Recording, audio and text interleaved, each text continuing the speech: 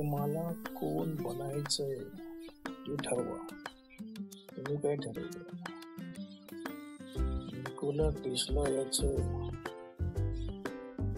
आदर्श घेऊन Elon Musk याने उपग्रह सोडण्यासाठी रॉकेट बनवले.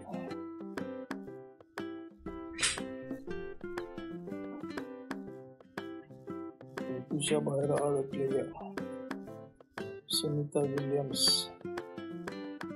हिला त्याची तंत्रज्ञ घेऊन आले खाली. अशी त्याने जबरदस्त इच्छा असलेला उद्योग सुरू केला. हे ट्विटर हँडल होतं ते त्याने विकत घेतलं आणि एक्स नावाचं स्वतःचं नाव दिलं.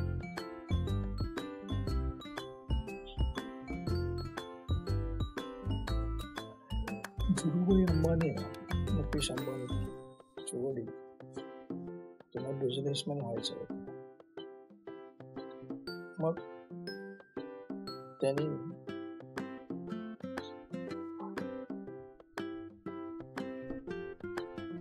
ताजमहल हॉटेल मुंबईला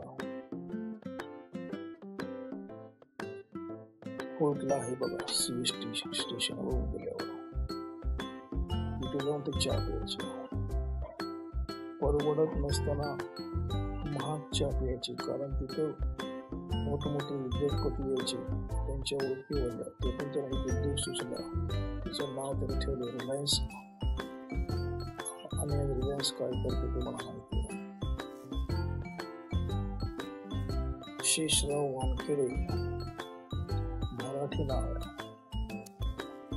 त्याला एकदा मीटिंग मध्ये लोक म्हणाले की मराठी माणूस मुंबईमध्ये स्टेडियम बांधू शकत नाही. ही मीटिंग तेव्हा बेलग्राऊंड स्टेडियम वर झाली होती, चर्चगेटला.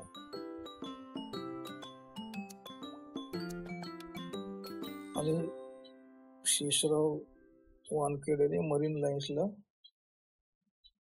क्रिकेटचं स्टेडियम बांधलं. चर्चगेटला जायचं पण बरोबर.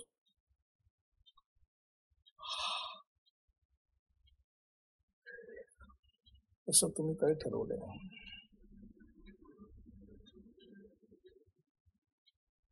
अडाणी आहे ना, अडाणी ते सायकलवरनं वस्तू विकायचं. पहिला त्यांनी ठरवलं उद्योजक बनायचं. माझ्या अडाणी भारतातलं एक नंबरचं उद्योगपतीचं नाव आहे. असं तुमचं घराणं आहे का? तुमच्या घराण्याला कोण ओळखतंय? तुम्हाला ओळखतं पण म्हणत नाही मी. तुमच्या घराण्याला कोण ओळखतंय? तुमच्या घराण्याची कीर्ती मागे उरली पाहिजे. ती म्हणून आमचं इथे डोंगरच्या अन्न खाताना नाकी नव्हतं. घराण्याचं काय सांगतो तुम्ही? गरीब तर सगळेच होते, सगळे श्रीमंत पहिले गरीब होते. त्यातून ते पुढे गेले. टाटा माहित आहे का? टाटा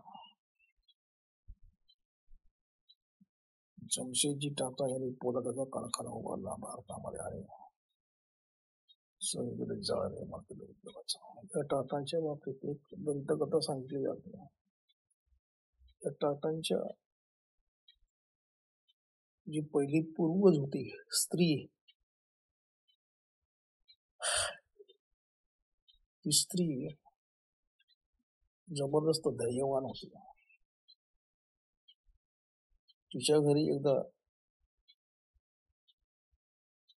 पाणी प्यायला एक बाई आली. ती म्हणाली की मला पाणी दे प्यायला. तेव्हा टाटांच्या घरी पाणी नव्हतं, पण ती जी त्यांच्या घरातली स्त्री होती पूर्वज, ती मोठी चाणाक्ष होती. तिने विचारलं की मी तुला पाणी दिलं, पहिला तर तू मला काय देशील? बघा इथं बिझनेस सुरू झाला. ती स्त्री म्हणाली, तू जर मला पाणी दिलंस तर मी तुझ्या घरातून जाणार नाही. तुम्हाला हे ऐकून मोठं उत्तर आश्चर्य वाटेल, पण जी कोणी तिच्याकडे बाई आली होती टाटाच्या त्या पूर्व स्त्रीला माहीत झालं होतं की ही स्त्री लक्ष्मीचा अवतार आहे आणि लक्ष्मी जर आपल्या घरात राहिली कायमची, विषय संपला. मग तिने काय केलं, तुम्हाला थांब इथं बस, मग तुला पाणी आणून देते, बाजूला विहीर आहे आमच्या. मग ती पूर्वज स्त्री हंडा घेऊन बाहेर पडली आणि विहिरीवर आली. विहिरीमध्ये पाणी होतं. तिने ते विहिरीतला हंडा वर काढला, डोक्यावर ठेवला आणि 4 पावलं मागे फिरून आली. अचानक तिच्या मनात एक विचार चमकला. बघा विचार कसा चमकतो मनामध्ये, मनाची शक्ती काय आहे. आणि ती पुन्हा विहिरीकडे गेली मागे चालत. विहिरीच्या काठावर उभी राहिली. मी आत लोकांना पाहिलं, पाणी भरपूर होतं. ती विहिरीच्या वर चढली आणि ती म्हणाली घराकडे हात जोडून, हे लक्ष्मी माते, मी तुला जर पाणी पाजलं तर तू माझ्या घरातून निघून जाशील. तू माझ्या घरी कायमची राहावीस म्हणून मी या माझ्या विहिरीत जीव देते. आणि धडकन तिने उडी मारली. तेव्हापासून लक्ष्मीचा वास त्या टाटांच्या घरामध्ये आहे. अशी दंतकथा आहे ही. आता मी खरी म्हणाल, दंतकथा जरी असली तरी त्यातलं तुम्ही जे गांभीर्य जर घेतलं, तर रहस्य ओळखलं तर तुम्हाला खूप काय मिळाला म्हणून समजा. म्हणून तुम्ही काय ठरवलंय ते लक्षात ठेवा. तुम्ही नुसतं लॉ ऑफ अट्रॅक्शन करताय, पण तुम्हाला काय हवंय, नुसता पैसा पाहिजे. अरे पैसा पाहिजे, पण त्यासाठी तुम्ही करणार काय? तुमच्याकडे उद्योग आहे का? तुमच्याकडे नवीन कल्पना आहे का? तुमच्याकडे ऑनलाईन कोर्स आहे का दुसऱ्यांना शिकवण्यासाठी? किंवा तुमचा स्वतःचा उद्योग आहे का? किंवा तुम्हाला पैसे कसे मिळवायचे याचं प्लॅनिंग आहे का तुमच्याकडे? ब्रह्मांड देते, पण कुठून देणार? तुमच्याकडे घेण्यासारखी असली तर मिळेल ना तुम्हाला. तुम्हाला महाभारतामधला एकलव्य आठवतो का? एकलव्य, तोच एकलव्य ज्याने अंगठा कापून आपल्या गुरुला दिला. तर एकलव्यला अर्जुनापेक्षा भारी व्हायचं होतं. त्याला अर्जुन नव्हतं व्हायचंय, त्याला अर्जुनापेक्षा भारी व्हायचं होतं. मग त्याने अर्जुनाचा पुतळा बनवायला हवा होता ना. मग त्याने तसं केलं का? नाही केलं. त्याने काय केलं, त्याच्या गुरुचा पुतळा बनवला. अर्जुनाच्या पण गुरुचा पुतळा बनवला, द्रोणाचार्याचा. त्याला माहित होतं की जर आपल्याला अर्जुनापेक्षा भारी बनायचं आहे, आपल्याला अर्जुन बनायचं नाही, तर आपल्याला त्या द्रोणाचार्यांचा पुतळा बनवायला लागेल. म्हणून तुम्ही नीट विचार करा, त्या विचारातला गर्भात तो खा, की याच्यामध्ये काय आहे दडलेले, अशी आयडिया जी आपल्याला श्रेष्ठ बनवेल. अर्जुन जरी असला धनुर्धर जगातला, तरी पण त्याच्यापेक्षाही म्हणतात एकलव्य हाच मोठा श्रेष्ठ होता. कारण नंतर अंगठा कापून त्या द्रोणाचार्याला दिला गुरुदक्षिणा.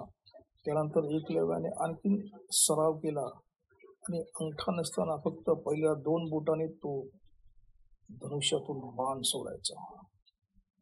महाभारत युद्धामध्ये त्याने पांडवांच्या बाजूने लढला नाही, तो लढला कौरवांच्या बाजूने. शेवटी श्रीकृष्णाने त्याचा वध केला. लक्षात येतं का तुमच्या काय ते?